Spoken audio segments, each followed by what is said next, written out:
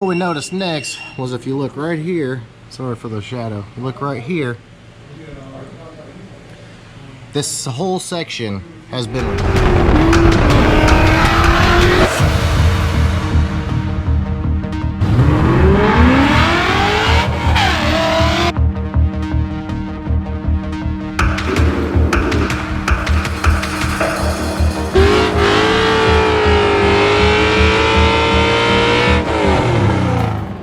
What is up, everybody? Welcome back to the channel, guys.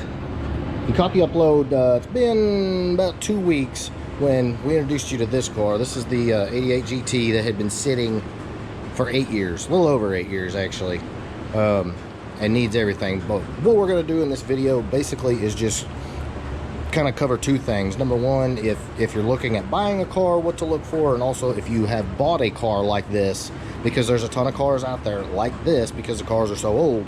You know, where do you start? You know, if you, like, you just bought a car like this and you don't even know where to begin.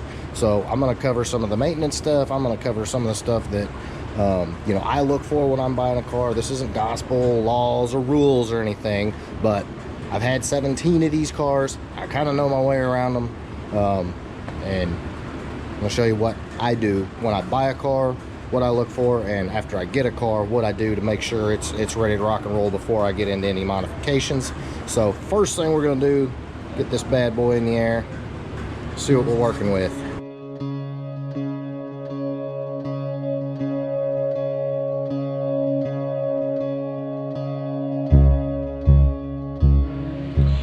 Alright guys, so we got the car in the air and we got a lot going on here. Right now I'm going to go from a perspective if you're buying the car. If you're fortunate enough to buy, you know, to look underneath the car this extensively before you buy it, I always recommend it. But, you know, first thing I'm seeing, we got a brand new rack and pinion right here. Well, I say brand new. I don't know how new it is, but it's newer.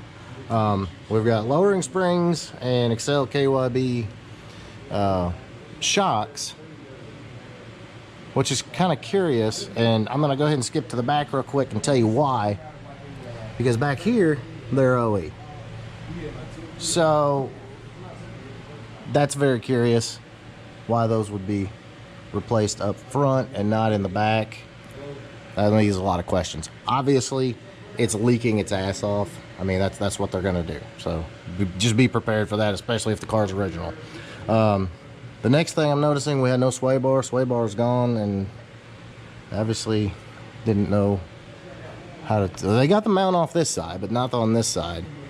So that's something else that, you know, I'm wondering why that's gone, why that's not there. They left the end links on, which the end links aren't broken, so I don't know why they took it off. This car's not been modded, so obviously they didn't do it for drag racing purposes. But anyway, let's go on back. It does have an adjustable cable. I'm assuming it's probably got a quadrant on it. So, I mean, that's pretty typical. The little plastic adjusters, a lot of times those will break. But, so nothing unusual there. Again, lots of oil leaks.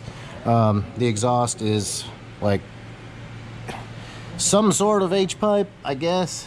I don't think that's exhaust shop stuff because it's got that and they crimped it off, which everybody does that. But back here is like, I mean, I'm not even sure this is a full 2-inch. I mean, it's just freaking terrible. And then this is how it exits. Yeah, that's pretty bad. But anyway, let's get back up here. Nothing too crazy.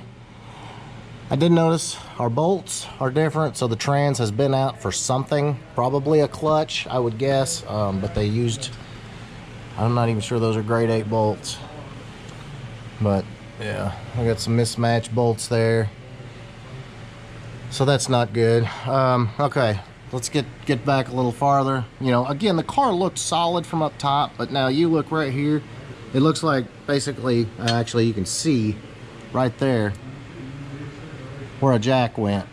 There's the 2 lines where the jack did, and it basically caved the floor in. So that's not obviously ideal. Of course, the pinch welds are jacked. I mean, that's pretty much gonna be par for the course with these cars. What we noticed next was if you look right here, Sorry for the shadow. Look right here. This whole section has been replaced. This whole section has been replaced. You can see it. See it right here. See it right here. And I don't know why you would replace these other than the rear floor pans were rusted out for some reason. This is not a sunroof car, so curious about this. This side is even worse. Again, you can see right here. This entire section, excuse me.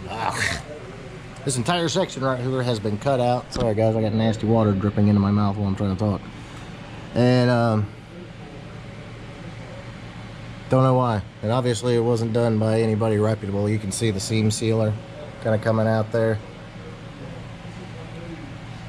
So, I don't know. I don't know why that would be other than it was rusted out, but they didn't do a good job of replacing it, which is unfortunate. But you can see right there, they just kind of hacked it out. Looks like it took a hacksaw and hacked it out, and there it is. Both sides. Torque boxes are fine. Car's never been modified. It's good. The bushings are gone on the upper and lower control arms. They're toast. But again, you get back here, it's got some sort of old replacement shock on it and a stock spring. So I don't know why they would change the front springs and not the rear.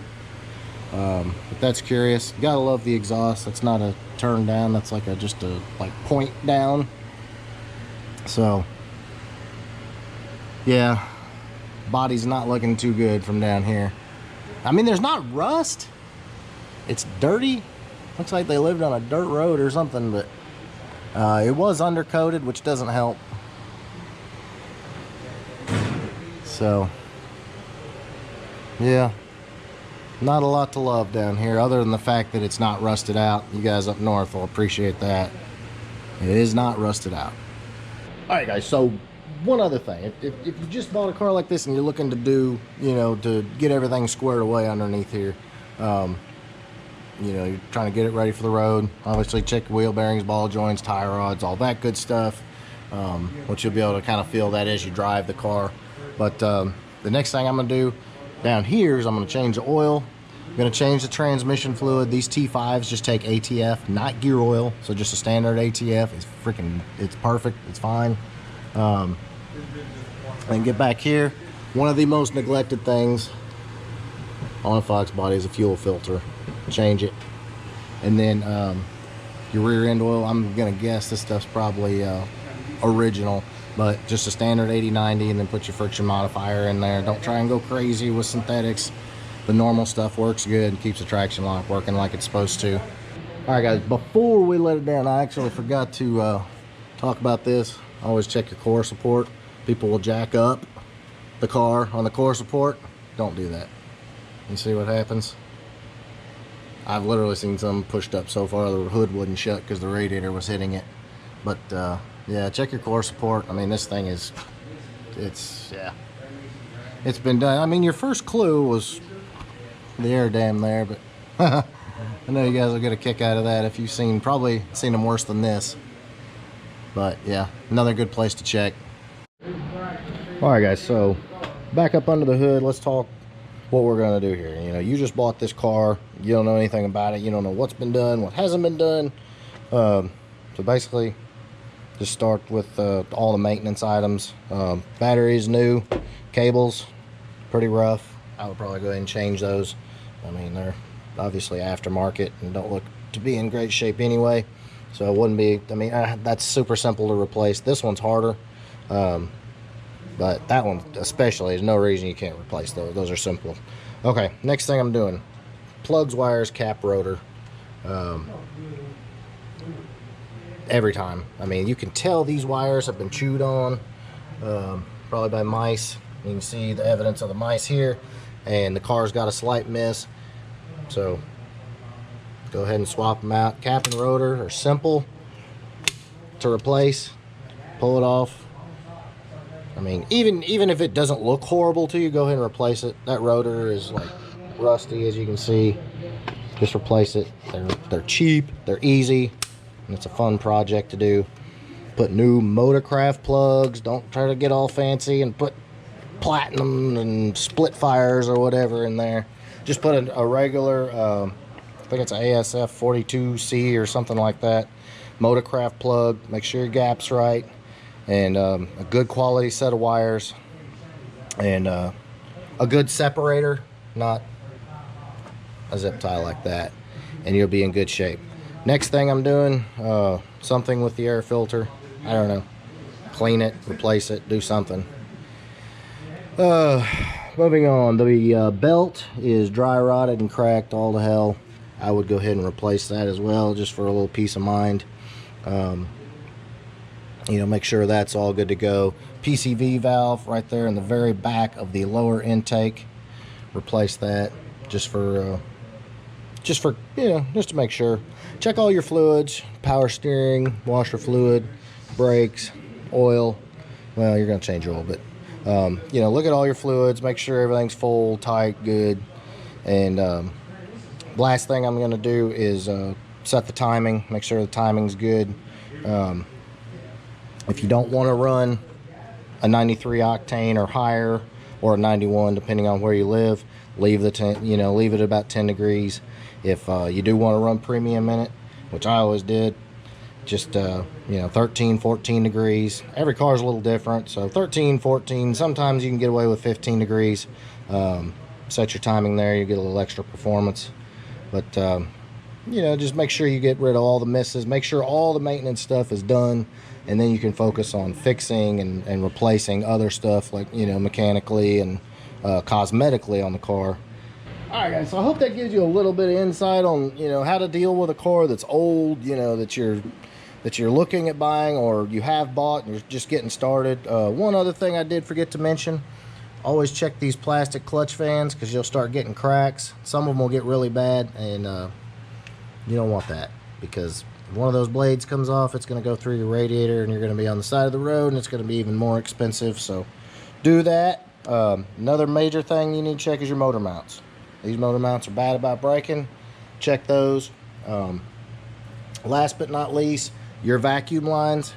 As you can see, these lines get old, they get crusty, they get hard, and they will give you fits, as far as especially like idling and drivability and stuff. Check all these vacuum lines and stuff back here. Make sure they're good to go. Those are not hard or expensive to replace. At the very worst, you'll have to remove this upper plenum, which is not hard, and then all your vacuum lines are underneath there. Check them, replace them, no sweat. So there you go, guys. I hope that helps. I hope that gives you a little insight if you're kind of new to the game, or, you know, maybe you're not new to the game and maybe something you hadn't thought of. But that's the stuff I look for. That's the stuff I'm going to change if I buy another project car. And yeah, I'm going to get after it. And I will be buying another one. No, maybe not this rough, but there will be another one coming. So keep it tuned for that. I promise. We're going to keep saving those Foxes. So in the meantime, if you like this video, please give me a big thumbs up. Make sure you smash that subscribe button. And that's all she got. Later.